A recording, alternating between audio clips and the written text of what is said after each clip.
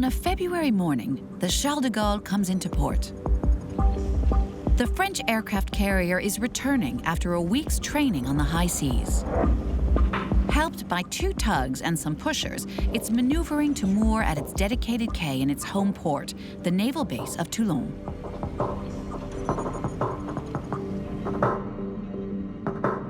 On a site covering some 268 hectares, the French Navy houses the majority of its battle fleet here. With 3,427 kilometers of coastline, the French mainland has 4 naval ports: Brest, Cherbourg, Lorient, and the biggest, Toulon, in southeastern France. It's the #1 French base, the #1 European base. It is home to 70% of the tonnage of the French Navy, so it is of major importance. The French Navy has stationed its most impressive vessels here because this port has some exceptional qualities. Firstly, the city is located on the shore of the Mediterranean, a highly strategic area.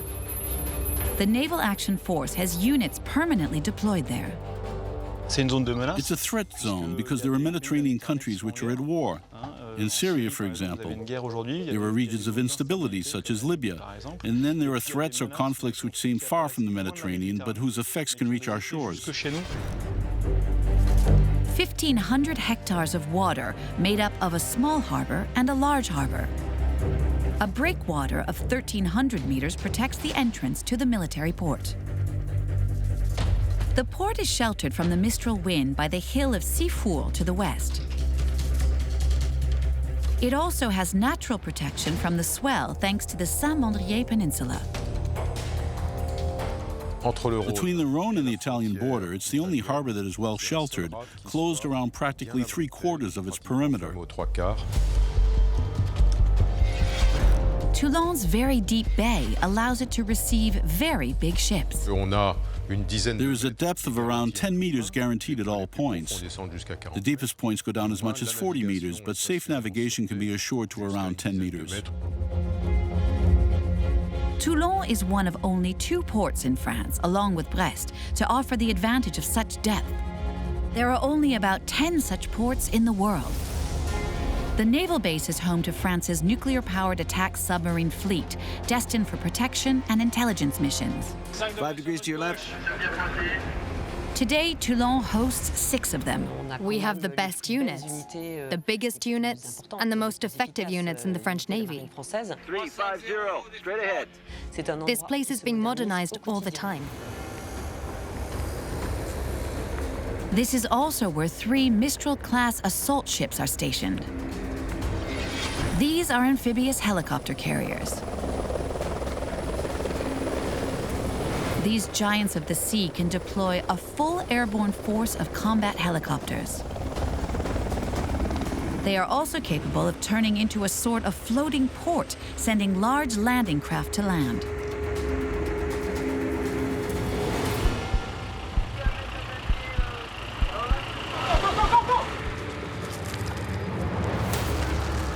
Toulon is also home to 3 of the Navy's new FREMS, multi-mission frigates with one of the greatest strike capabilities in Europe.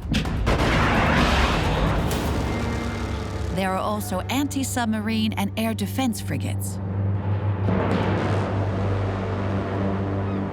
But the jewel of the Navy in Toulon is indisputably the Charles de Gaulle, the only nuclear-powered aircraft carrier in Europe.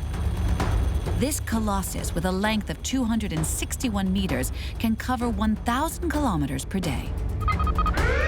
From its floating runway, planes can be launched at nearly 300 kilometers per hour in less than 2 seconds. It's 40,000 tons of not very discreet diplomacy, but sometimes it's good not to be discreet because there are no hidden intentions. The aircraft carrier is a powerful political and strategic instrument. Carrying tactical nuclear weapons, it has special protection measures when it is in port. It is in the HSDZ, the highly sensitive defense zone. It's illegal to enter this zone. The HSDZ means we're dealing with nuclear material. For example, when you change the nuclear core of the Charles de Gaulle, you're transporting nuclear material and you don't want it to fall into the wrong hands. And we have to employ force to immediately halt any intrusion without being limited to self-defense.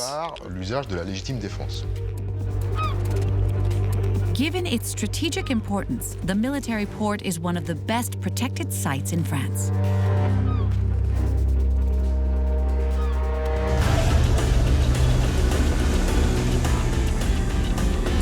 These are the naval base's first line of defense, fusilier sailors.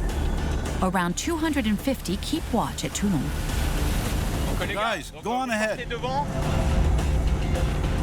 24 hours a day, these armed and highly trained combat units patrol the waters of the port. The objective is to defend the naval base. For example, to detect any threats and protect the ships. That might mean checking someone isn't working on a hull who shouldn't be there, and that there are no suspect vessels. We provide dissuasion, we show we're there, checking everything is all right. It's true that the military port, today the biggest in Europe, is under great threat. The danger today is terrorism. The state can be targeted because it's the state. The Navy may be attacked because it carries out operations in the Middle East against Salafist and jihadist groups. So we could fear malicious acts. Such fears are well-founded. In 2015, a man planned to attack sailors at the naval base with a knife. Convicted of association with offenders in relation to a terrorist enterprise, he was sentenced to 10 years prison.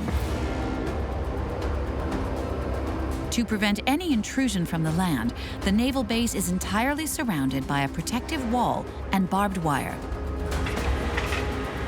To enter the military zone, one first has to pass this yellow metal barrier, which protects against suicide vehicles. It is capable of stopping a bus. Sailors stand guard in front of each of the 3 gates. Whenever a gate is opened, armed people are there, ready to respond, trained to stop a large-scale intrusion, to stop any malicious act from the start.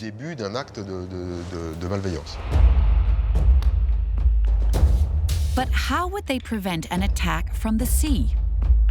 2 types of vessels must be protected as a priority because they are nuclear-powered: the aircraft carrier and the 6 submarines.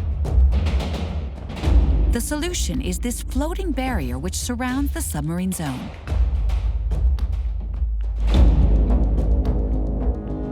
The metal barrier is made up of around 20 platforms, each weighing 1 ton, measuring 8 meters long and 4 meters wide. They are linked by steel cables. If a suicide boat came toward a vessel at full speed, its hull would be torn open by the cables and it would be stopped dead. This system is also used in the United States and Israel. In the meantime, this type of barrier is only used for the submarines. In the future, it will be rolled out across the whole naval base. This is what the military port might look like. We have to show no weaknesses. I compare it to the automobile sector. Today you have cars that brake very well, which have ABS, so why improve it? It's improved because now there are cars which, when they see a pedestrian who the driver hasn't seen, brake automatically. We have an approach of continual improvement. The obsession with protecting Toulon is nothing new. Because of its strategic position, the port has frequently come under attack ever since the Middle Ages. Toulon was then just a small fishing and trading port, but it was already the target of plunderers and barbarians. To counter this threat, the people of Toulon barricaded themselves in the city. At first, it was a simple wooden palisade. Then in the 13th century, this wooden fence fell down and they built stone walls. Not very high, but nonetheless quite dissuasive in case of invasion. The walls of the rampart back then were about 10 meters high and 3 meters wide at the base. They were crenellated and had arrow slits. The city could be accessed through 4 gates on land and a 5th open to the sea. Each was topped with a defensive tower. For 270 years, until the start of the 16th century, the walls ensured the safety of the city through thick and thin. But the port itself had no protection. And this despite the fact that enemy vessels coming from the Mediterranean were more fearsome than ever. The entrance to the port had to be secured. This was in response to a demand by the people of Toulon, who sought protection from raids by Barbary pirates, but also against the backdrop of the Italian wars. The year is 1514. The place chosen to secure the port is here, at the tip of the Pointe de la Mitre, just at the entrance to the small harbour. That was the closest point to which all navigation entering Toulon would have to pass. Toulon's first fortification was built on the rock, the Royal Tower, also known as the Great Tower. Today, it still overlooks the entrance of the small harbour, and from its walkways, one can see the most modern battleships entering the naval base. This circular cannon tower has walls 7 meters thick at the base and 4 meters at the top. It was built so close to the water because the range of cannons was relatively weak, so they had to be positioned close to the target upon which they fired.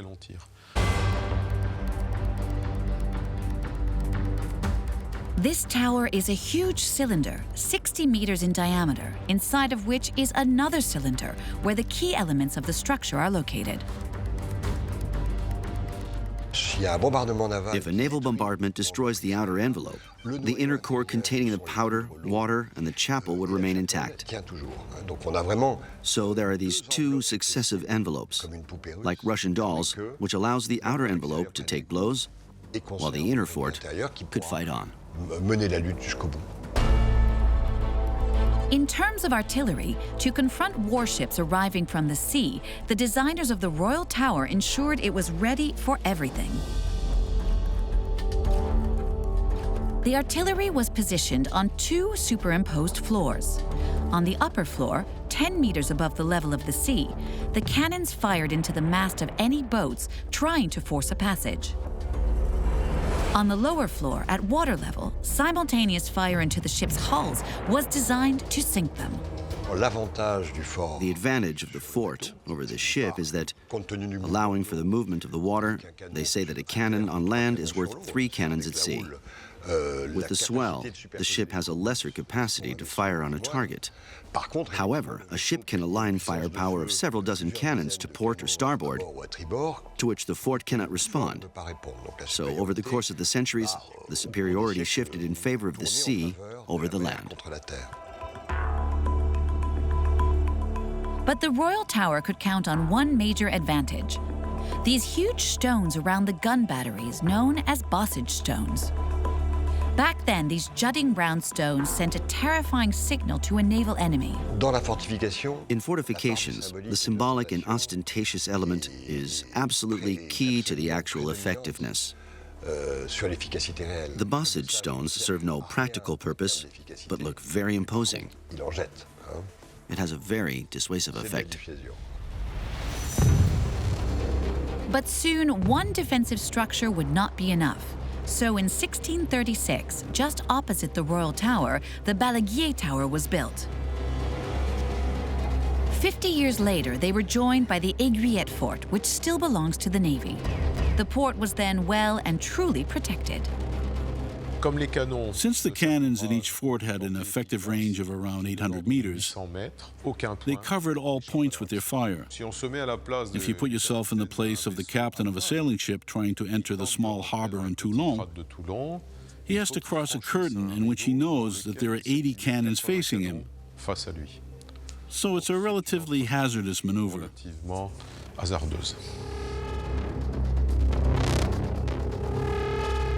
For the next 3 centuries, the port of Toulon grew continuously to become today the leading employer in the region.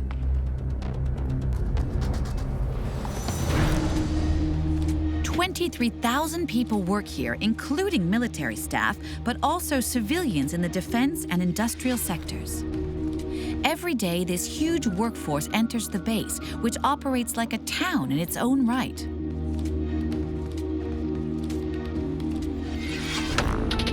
This comprises transport infrastructure with 30 kilometers of roads and 3 internal bus lines. Housing for the sailors is dotted all over the site. There is a barracks with around 100 naval fire crew on standby to intervene on warships. There's even a gas station for military vehicles. There's a medical center with around 20 doctors. Nearby is a dry cleaner for the sailors' uniforms. Great. Thank you so much, ma'am. To keep in shape, 30 seconds.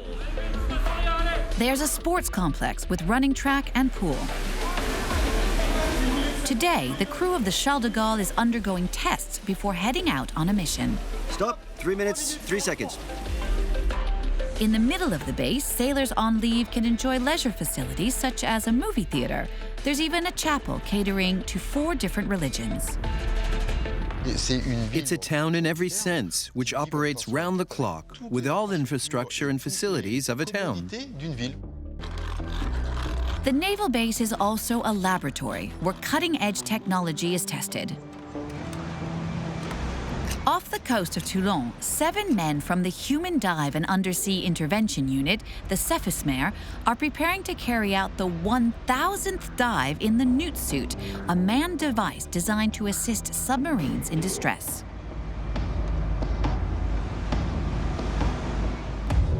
At a depth of 65 meters, this Michelin man of the seas begins a very delicate exercise on a wreck.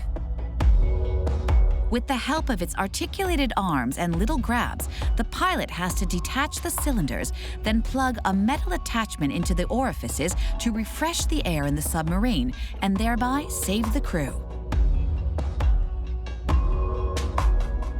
The atmospheric Newt suit diving suit is a system which enables diving to a depth of 300 meters without undergoing the effects of pressure. That means you can carry out dives of several hours, as much as 6 hours with a single diver, carrying out detailed work on the seabed, which requires long dives, and you can bring the diver back up without decompression stops. Such extreme conditions require regular training in this pool installed in the middle of the naval base. In France, Toulon is the only military port equipped with this diving suit, which only 4 nations use worldwide. Nearby, we find a capsule that resembles a space station. This hyperbaric chamber is used for simulations, such as here in 2015 during an unusual experiment. Divers remained confined for 7 days in 40 cubic meters of space. They were subjected to pressure equivalent to a depth of 100 meters. The objective of this immersion was to advance science.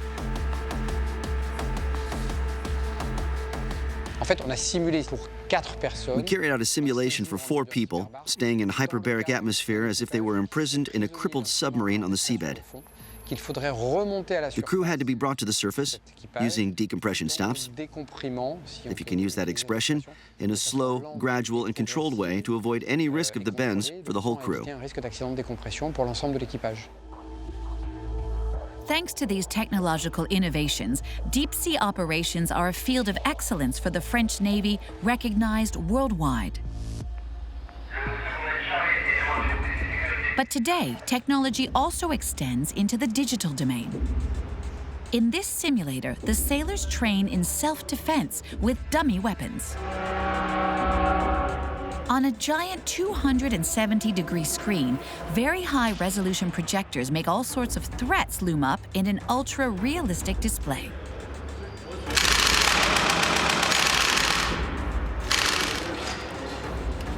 Behind this screen, data is recorded which can analyze the sailors' reactions in the face of a predetermined scenario. In this case, they're supposed to be on board a frigate during a stopover. The captain has to identify the threat level of all the vessels around the ship. We currently have a boat with a white and blue hull, which is stopped astern. We've classified it as neutral, the inflatable vessel. We remain vigilant regarding any persons who might be on the breakwater. Here we have to determine if, among all this, there might be a little dhow with people who want to carry out a suicide attack on the frigate. So we train in the simulator to deal with this type of threat. We see 2 alerts on the starboard side, 30, classified suspect. The vessel which has penetrated the forbidden zone is first sent a warning sound. The suspected threat continues its course, so a warning shot is fired into the water. Warning shot on portside personnel, alert! Warning shots fired. What do you do against a dhow arriving at 15 to 20 knots with the aim of blowing itself up? The last resort, eliminating the target. No response, no change of attitude on their part. Limited fire on starboard path, alert! Firing! The sailors are training to deal with this specific threat because this scenario has already occurred. In 2000, the American frigate USS Cole was the target of a suicide attack when it was in port in Yemen in the Middle East. A vessel packed with explosives pierced its hull, killing 17 sailors.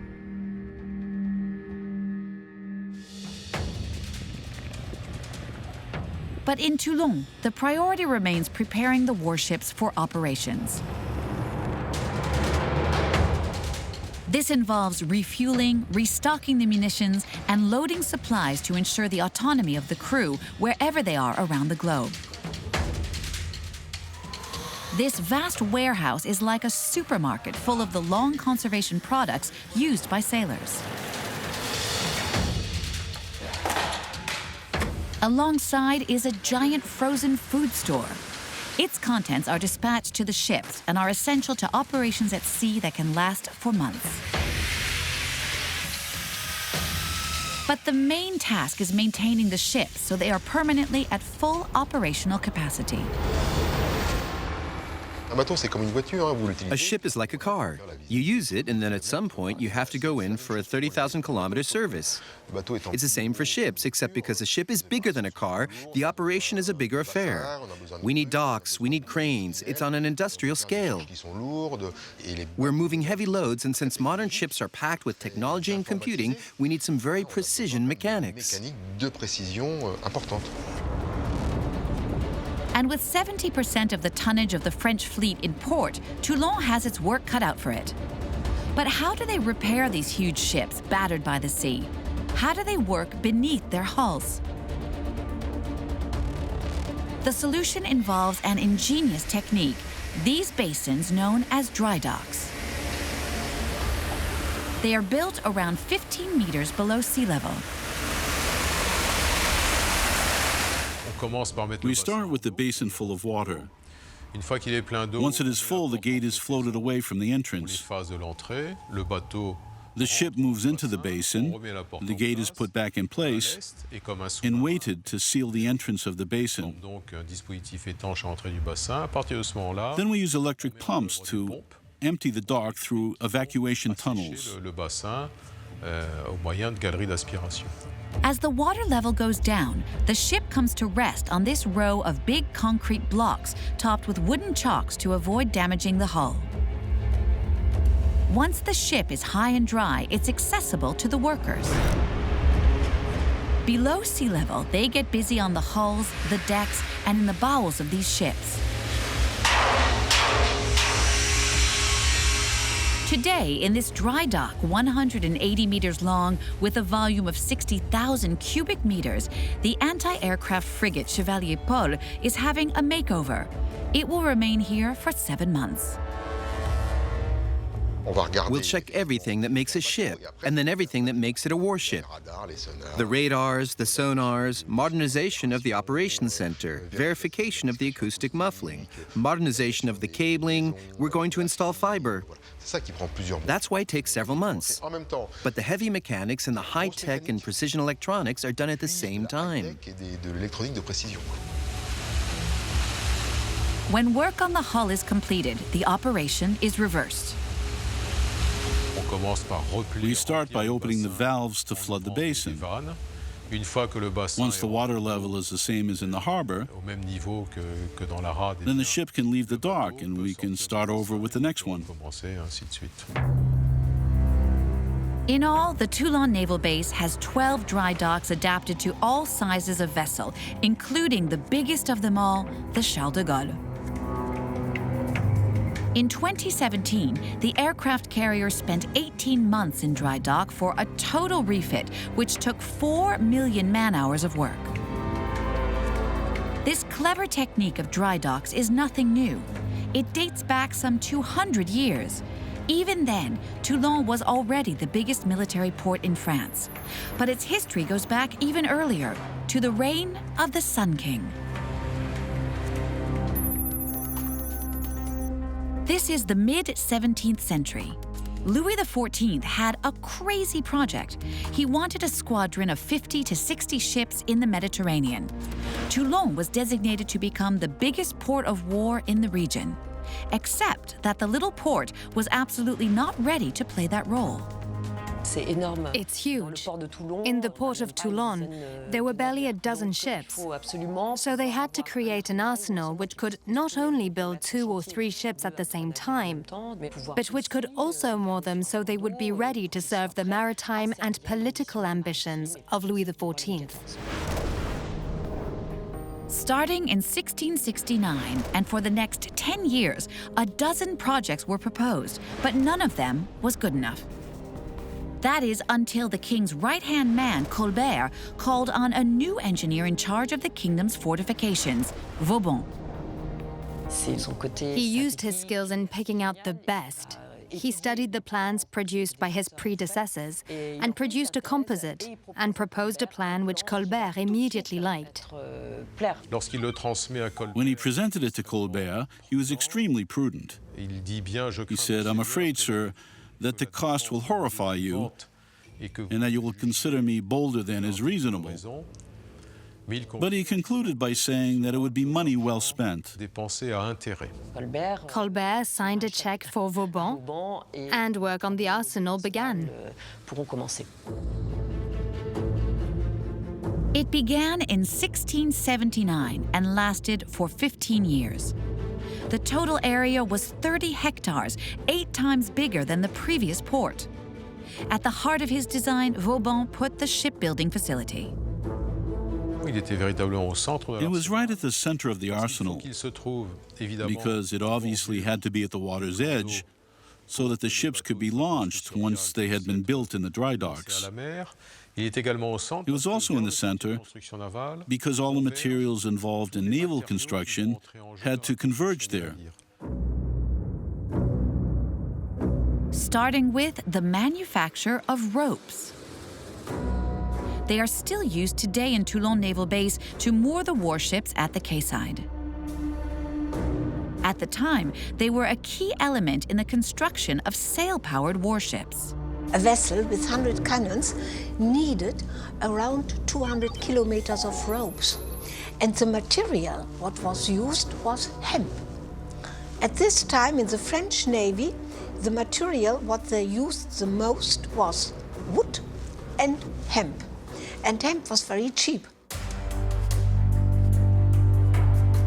Vauban built a huge rope factory, 402 meters long and 20 meters wide. It had 3 workshops to produce rope. This rope factory was absolutely phenomenal in terms of its volume and scale. It was the biggest rope factory ever built in the kingdom. Nowadays, the building is still just as impressive. It now houses the archives of the Navy in the Mediterranean. To the west of the new arsenal is the artillery store. The vast quantities of cannons and cannonballs which armed the ships were stored here.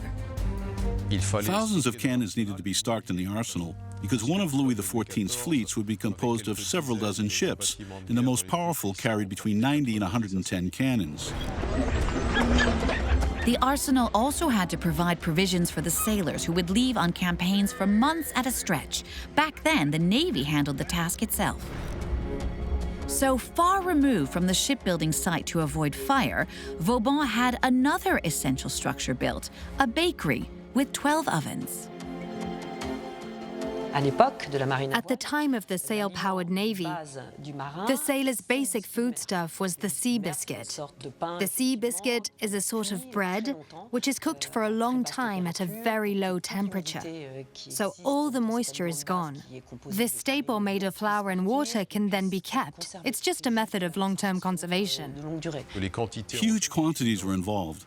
A ship with 74 cannons, which was the standard vessel in the 18th century, would have carried 130 tons of sea biscuits for a 6-month campaign. This new arsenal also had to be defended. Vauban thought the existing fortifications were not enough. He immediately saw that the weak point in Toulon was the eastern side, at the entrance to the big harbour, where any enemy could land on its beaches and take Toulon from behind. So he built the fort of Les Vignettes. This new coastal structure featured a tower 50 meters in diameter on 2 levels. As a military port on the Mediterranean, Toulon was obviously a strategic target for France's adversaries, especially the British. Throughout the 18th century, they constantly tried to find a way to sack the port of Toulon, so it was vital to defend it, especially from the sea, because any naval power was likely to pose a threat to Toulon.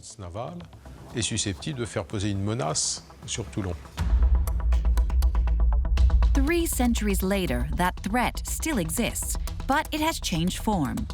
Today, the fear is a terrorist act.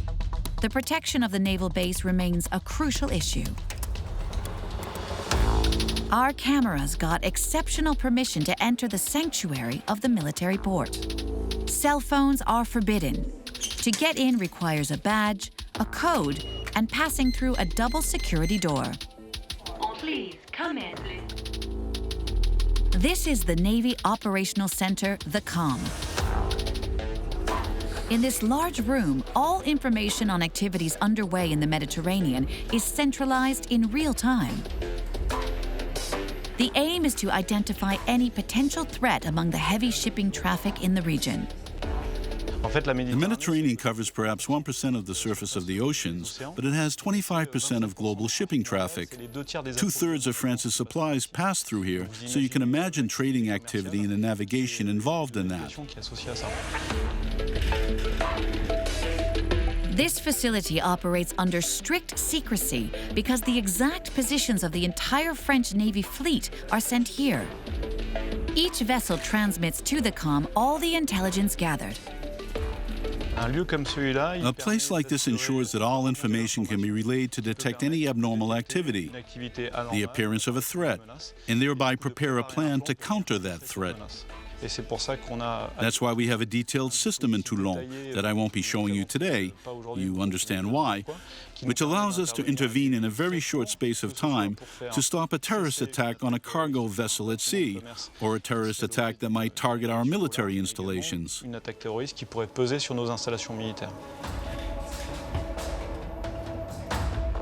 But how do they detect a threat from the sea that targets Toulon? The Navy depends on a surveillance chain that has 3 levels. The first level is at the other end of the Mediterranean, off the coast of Syria. There, nuclear-powered attack submarines keep watch, following the evolution of crises. The second level is at the western end of the Mediterranean. Here, patrol boats are permanently posted on the high seas, ready for a rapid response. But there is an even faster line of defense. Once a day, a Falcon 50 patrols over the Mediterranean to check the region. Equipped with radar and cameras, the crew monitors the navigation. We will detect boats that are about 24 hours away from arriving on the French coast. And those 24 hours will allow the authorities to implement the necessary actions in case of problems or a threat. The final layer of surveillance, closest to the military port, are the lookout towers. There are 19 of them in the Mediterranean. In this tower, with its breathtaking panorama, spotters scour the sea 24/7. Armed with huge binoculars which magnify more than 25 times, they are the eyes of the Mediterranean. This defensive shield may seem state-of-the-art, but it's not new. In the 19th century, a highly sophisticated system of rings of protection was established. This is Montfaron, a mountain 584 meters high. Located just 2,500 meters from the port, it posed no threat to Toulon until the second half of the 19th century, because the range of artillery was no more than 1,000 meters. There was a turning point in the 1840s when progress in metallurgy meant the effective range of artillery rose to 2,400 meters. So they decided to build a complete system of fortifications on the mountain. The aim was to stop a unit of agile and determined infantry reaching the summit and seizing the spot. Among the constructions is the Ubach Tower, built in 1845. That same year, the imposing Fortifications was built. Meanwhile, the Saint-Mandrier Peninsula at the entrance to the big harbour was also being covered with forts and coastal batteries. But this defensive ring would not be enough. After the defeat in 1870, France planned to take its revenge on its long-standing enemy across the Rhine. The problem was that the defenses, which had only just been finished around the harbour, were already obsolete. In the space of 30 years, artillery range had gone from 2,400 meters to 6,000 meters, then almost to 10 kilometers. Given the short distance between Faron and the arsenal, a cannon placed on Mont Faron could drop shells into the arsenal, which would have been disastrous for the fleet. The only solution was to build another, much wider ring of forts around Toulon, with a perimeter of 35 kilometers between the heights of Cifour and Col Noir. Spaced every 6,000 meters, these defensive positions could defend one another. All the surrounding hills were topped with forts, each of which became a target for attack and from where the enemy could fire. So they had to occupy them in anticipation, because there are two principles in terms of defense. First, occupy the position where the adversary would go to bombard you, and secondly, he who controls the high ground controls the low ground.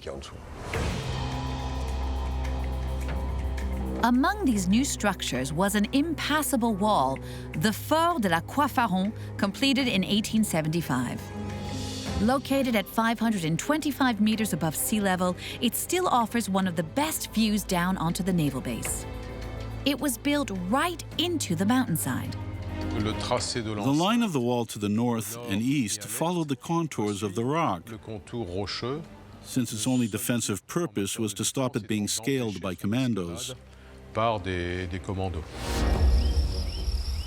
But its unique feature was its artillery. Contrary to usual practice, it was not placed on the top of the fortress, but beneath it.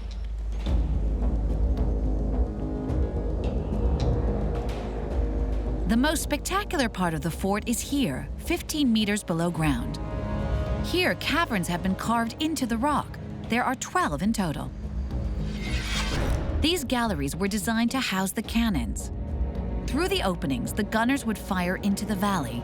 The cannons were thus totally protected from enemy fire. The position the openings cannot be easily seen from a distance, and the mass of rock, whether on the facade or above, is so great that caves with their cannons were safe from enemy shells.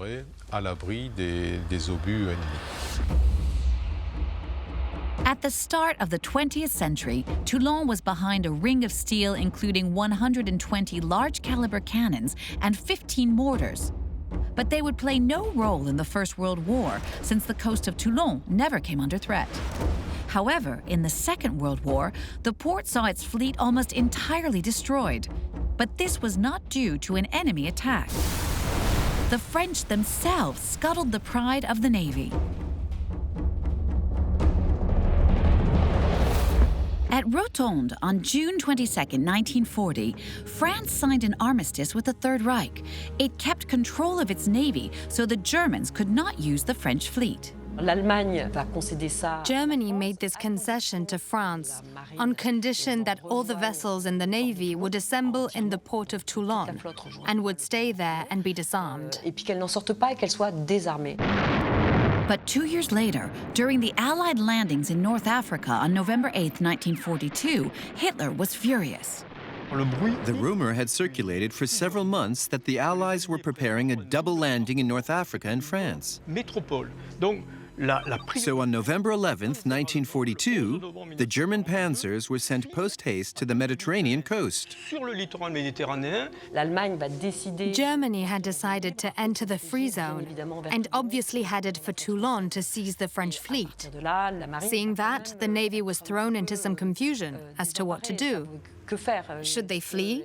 But fleeing would mean going to England. Should they scupper the ships? How could they scupper such a powerful navy?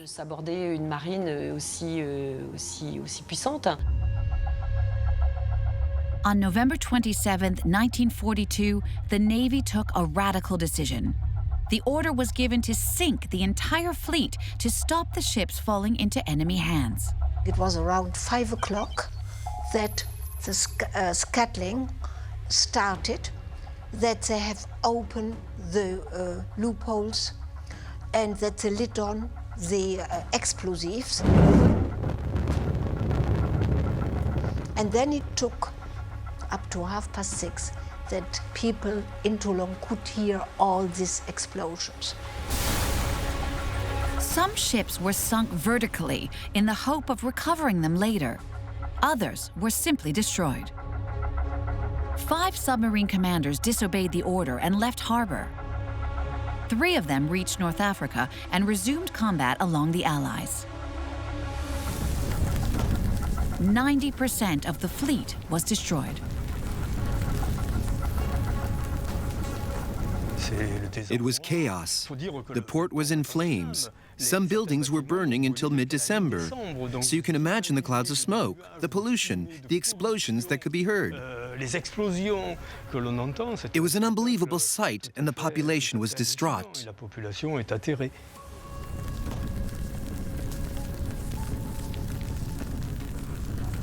The French Navy lost most of its capacity and no longer existed in mainland France. After the liberation, everything had to be rebuilt. This disaster is one of the darkest pages in the history of the French Navy, and it saw Toulon lose its place as leader. It would take close to 30 years before the port resumed its position as #1 in France. Today, the naval base is the biggest military port in Europe, and as such is a highly sensitive site. It has to continually adapt to new threats, and above all, stay one step ahead.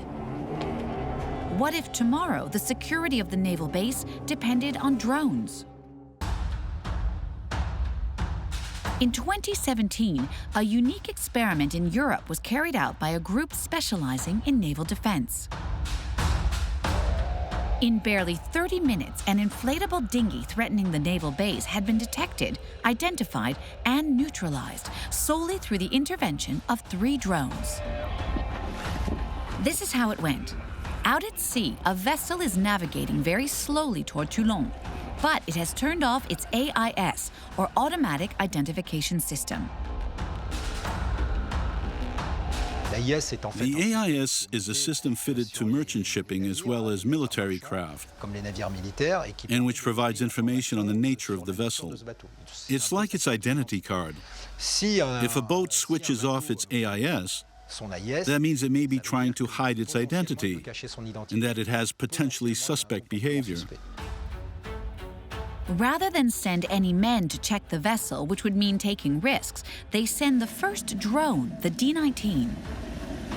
This is an underwater drone, a bit like a torpedo. It measures 6 meters in length. Discreetly, it deploys its telescopic mast. The telescopic mast is fitted with a camera which allows 360-degree vision. It will take some initial videos and images, which are sent back in real time. Based on this information, we have a first level of analysis, but this initial level will not remove all doubt as to whether this is a threat. Are they armed? How many are on board? So they decide to continue the investigation. A second device is sent, the IT-180, a flying drone weighing around 30 kilos. It's equipped with 2 counter-rotating rotors, which allow it to deal with windy conditions.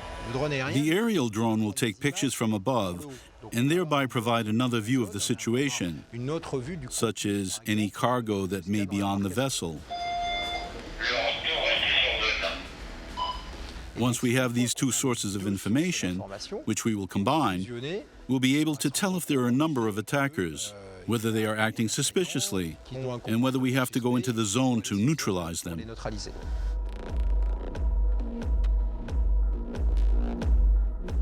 Even neutralization does not require human intervention. Instead, they send this inflatable, a very fast surface drone. It's 7 meters long and weighs 3 tons, and there's no pilot on board. How can this vessel force the attackers to surrender? It's equipped with a non-lethal weapon, but one which is nonetheless effective in combat situations, a sonic cannon. It can generate a sound almost as loud as a jet taking off, far beyond the pain threshold. It's really deafening. It doesn't kill, but the effect is quite radical. And so if there are any humans on board, they'll find it very hard to endure the volume of sound emitted and will probably surrender. This method, invented by the US defense industry in the early 2000s, has already been used. Like here in 2009 during the Pittsburgh riots in the United States. This multi-drone system is not yet used by the French Navy, but in the future, the security of the Toulon Naval Base will no doubt involve drones. You can deploy them 24/7 without exposing high-value units, without exposing human beings, and at a reasonable cost. One can very well imagine in the near future that for an alert in the naval base, a drone would be in the area within a few seconds. So the future not only of the naval base, but also of the Navy in general and other armed forces will see an increase in drones that will facilitate their jobs. Another future development, in 2028, the naval base of Toulon will welcome 6 next-generation nuclear-powered attack submarines, the Barracuda class. Coveted by many, the military port has survived through the centuries despite wars and attacks. Thanks to its elaborate defense systems, it has managed to stand firm by reinventing itself. Nowadays more active than ever, the naval base of Toulon honors its past by adapting to France's military ambitions of tomorrow.